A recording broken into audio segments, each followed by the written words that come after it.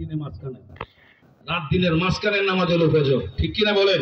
সুবে সাদেক, ফজরের নামাজ কোন বান্দা কোন বান্দি যদি আদায় করে আল্লাহ পাক রাতের গুনাহ মাফ করে দেয়, দিনের গুনাহ মাফ করে দেয়। সুবহানাল্লাহ বলেন। তাইলে নামাজ পড়লে মাফ হইব, নামাজ পড়লে জান্নাতের দরজা খোলা থাকবে, জাহান্নামের দরজা বন্ধ থাকবে। আর না পড়লে বিপদ আছে না নাই? এখন কি আমরা নামাজ পড়ব? সিদ্ধান্ত নিতে পারি ইনশাআল্লাহ। শুধু কি নিজে পড়বো না নিজের অধীনস্থ, নিজের বিবি বাচ্চা সকলকে নিয়ে, আমার বন্ধু বান্ধব নিয়ে, সবারে নিয়ে পড়বো? কোনটা করব? একটা সিজদা খালি আমি দিব, নাকি আমি আমার অধীনস্থ, আমার কাছের মানুষ সকলকে নিয়ে আল্লাহকে সিজদা দিব? ঠিক কিনা বলেন? মহিলাদের সম্পর্কে তো আর বলা যাইতেছে না, শুধু খালি হাদিসটা শোনাই খালি।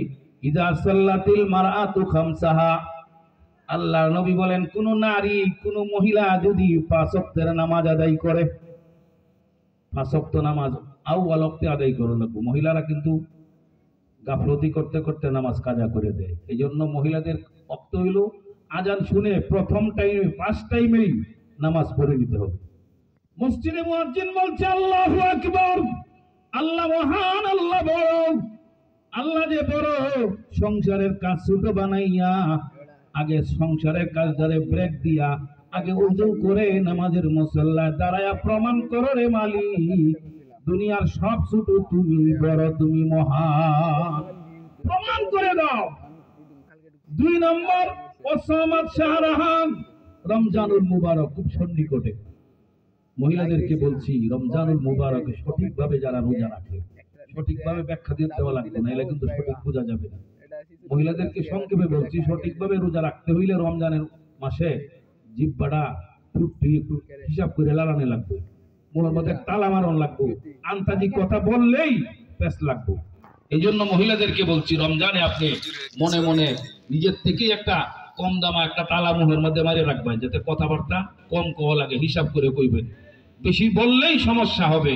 গীবত, শেখায়াত, পরনিন্দা আর এই কাউকে তহমত দেওয়া আর কাউকে খুঁটা দেওয়া, এই কামগুলা সমানই হবে। এই জন্য সঠিকভাবে রোজা যে মহিলা রাখবে। 3 নম্বর, নিজের সতীত্ব, নিজে পর্দার সাথে আল্লাহর বিধান মেনে নিজের সতীত্বের হেফাজত করে যারা। 4র্থ নাম্বার, স্বামীর আনুগত্য করে যারা। যে নারী স্বামীর আনুগত্য করে, স্বামীর আনুগত্য করা একটা মহিলা স্বামী বাড়িতে আইলে পরে দুনিয়ার সমস্ত কাজ ফেলে দিয়া আগে স্বামীর সাথে সুন্দর ব্যবহার করার জন্য, কথা বলার জন্য আগে স্বামীর কাছে আসতে হবে, এটা তার জন্য ফরজ। মহিলারা করে কি, তার স্বামী আইসে শূন্যও কিন্তু এই আশেরে খাওয়ান দিতেছে, মুরগেরে খাওয়ান দিতেছে, কেটা দইতেছে, অমুকটা করতেছে, গড় ফুটতেছে, ঠিক কিনা, অমুক কাম করতেছে, তো আরে আমি কামও আছি, কামুলির ঘরে কামুলি। তোমার স্বামীকে এখন সাথ দেওয়া, তাকে কথা বলা তোমার জন্য ফরজ। মাগ না বেড়ায় নে পরকিয়া করে আরেকজনের সাথে হস্তি নষ্টি করে, মাগ না তোমরার কারণে। এই জন্য তোমরা ভালো হও, স্বামীকে আপন বানাও, স্বামীকে বুঝতে দাও যে তোমাকে আমি এত ভালোবাসি যে আমার দিলটা উজাড় করে দিতে চাই তোমার জন্য। স্বামীকে মহব্বত দেখাইতে হবে, আবেগ দেখাইতে হবে, ভালোবাসা দেখাইতে হবে।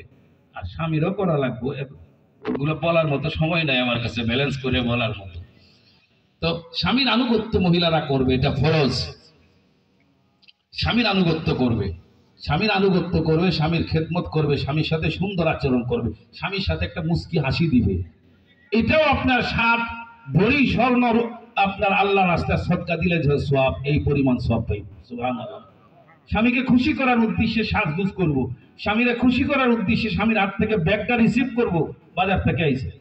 স্বামীকে খুশি করার উদ্দেশ্যে জামা খোলার আগেই বোতামগুলো একটু খুলে দিবে, গরমের দিনে হলে একটু হাত পাকালে একটু বাতাস করবে। একটু কাজ স্বামীর রুচি মতো করে দেওয়া। স্বামী বলার আগে সামান্য একটু খেদমত। স্বামী আইসা বলল, কে জুসনা, মাথাটা একটু ব্যথা করতেছে, বাজার থেকে আসছে।